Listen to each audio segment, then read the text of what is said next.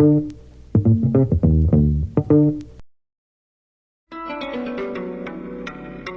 right, as I'm recording this, Detroit and Cleveland has just wrapped up a fascinating one. We have a close one in the West left with Minnesota and San Antonio. In my opinion, San Antonio, the rightful leaders in that series. Obviously, Minnesota can still come back and win it. You never know. But I think San Antonio is just a more talented team. They should be the victors in that series. And again, as I've said, it would be super fun to see the Thunder play the Spurs in the Western Conference Finals. I've gotten some word from someone on this. I'm gonna ask them if I can use some of that on a little take maybe tomorrow as they play. We'll see. I'll relay some of the take if the person doesn't allow for me to actually play it on air. But I'm gonna relay whether or not honestly or they give me whatever. We'll see what happens. But there's a fascinating take about that. But yeah, that would be the series to watch in my opinion. San Antonio, Oklahoma City.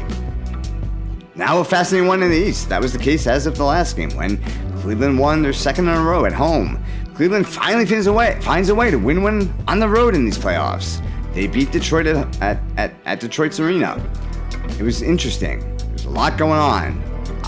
When the game had 3 minutes left, Detroit was up 9. I said, this one's over. There's no way Cleveland comes back. And if they do, more power to them. What do I know? Cleveland comes back to win it by 4 in overtime. It was a wild finish. I gotta say, the officiating in this game was very strange. I know that fans want to see them play basketball down the stretch. I can understand that. I enjoy watching basketball. I get it. But I think the players, and they've said this before, it's been said in the NFL, I think it's been said in the NBA as well, the players want a consistently called game. At one point, Mike Breen said they're calling this game closer than any other point in the playoffs. I'm sure he's referring to this series. But yeah, down the stretch, there were obvious fouls on both sides that were just ignored by the refs. It was odd.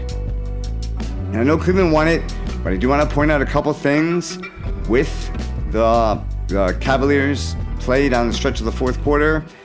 Detroit had empty possession. The Cleveland Cavaliers took over with about 20 seconds left. They had 2 timeouts left. I don't get it.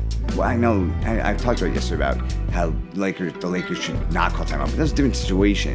With a tied game, call a timeout there, drop a play. Kenny, what are you doing? Think about it. Put your head on straight. Do your thing. I know Donovan Mitchell's a hell of a player. He can do it. James Harden's a veteran. And we'll talk a little bit about James Harden as well. But yeah, either call one there, or there's 10 seconds left. Donovan Mitchell's basically trapped. They're sending 2 at him. Looks frantic. You're running out of time. Call a timeout there. Figure out a play to make things work.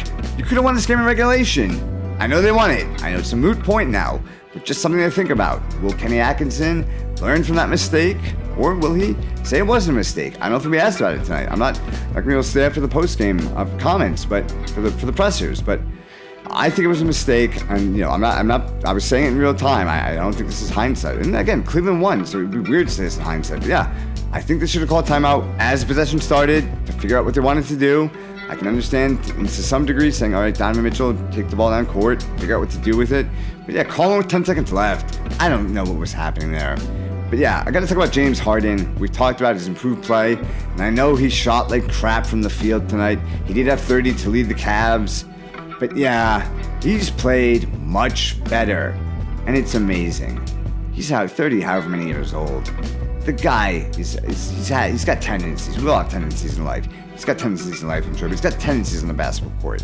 And one of them is finding a dance partner and just going at it. He loves to do it. And he loves to just dribble the ball and just kind of over-dribble. That's kind of James Harden's whole life. That's what he's known for. He hasn't done that. I wasn't paying as close attention in Game 3, but in these past 2 games, he hasn't over-dribbled in most of the game, specifically down the stretch. He's made decisive actions. He hasn't been playing with his food. He's been eating it. So yeah, I got to give kudos to James Harden. He was perfect from the line, aside from the 2 free throws he missed in overtime, which he got his own rebound on. So yeah, James Harden, good on you.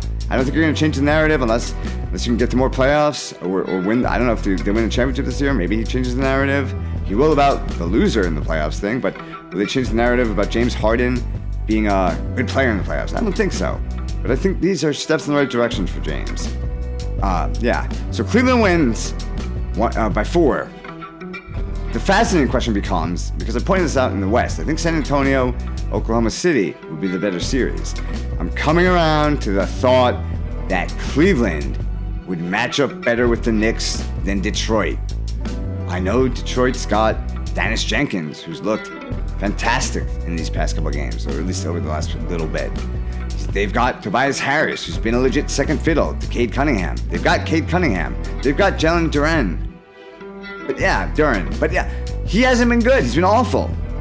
Tobias, he's fine. But yeah, again, I don't think a 30x-year-old guy in year 15 is going to pull you through the playoffs. I don't think he can last 7 times 3 to get through the Eastern Conference Finals, depending on how many games the series goes. So yeah, Cleveland, coming into the season, were among the favorites to make the finals. I know the Knicks were up there. Obviously, if you look at overall winners of the championship, you're going to talk Thunder. But Cleveland, they have a deeper roster. They just do. It's just true. They haven't looked good in these playoffs. They haven't looked good this season. So I don't think anyone was thinking about Cleveland. But Chris Kenny posted a fascinating question on Sports Link the other day.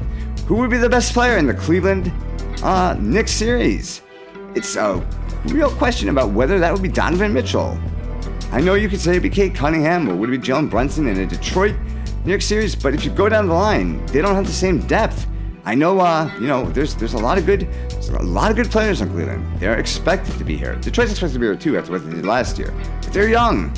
They're going to improve. They're probably going to make some moves. They've got pieces, but I don't know. We'll see what happens.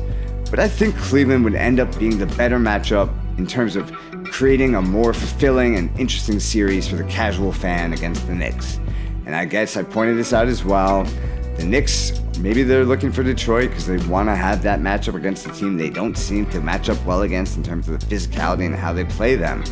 But yeah, would the Knicks prefer Cleveland or Detroit going into this series? Maybe we'll get some insight onto that from some of our New York friends, my New York friends. I like to say it's our show. We all can contribute to Wish Sports Rob. But yeah, fascinating game tonight. Cleveland finally wins one on the road in these playoffs. Detroit loses at home. 4-point game. It's over. We're getting into the night. We'll see what happens. Again, coming up later also, with just a little bit of housekeeping here. Wish Sports Rob will bring you Rob Adams' take on the Mets and the Yankees. I'll post that tonight. Maybe I'll post that in the morning to give him that morning crowd. I know I get a little bit more views in the morning.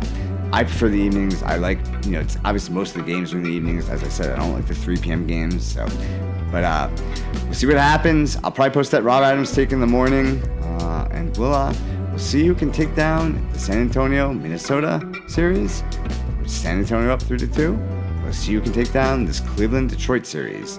Now, the Cavaliers leading 3-2 after tonight's game. Thanks for sticking by. We'll see ya.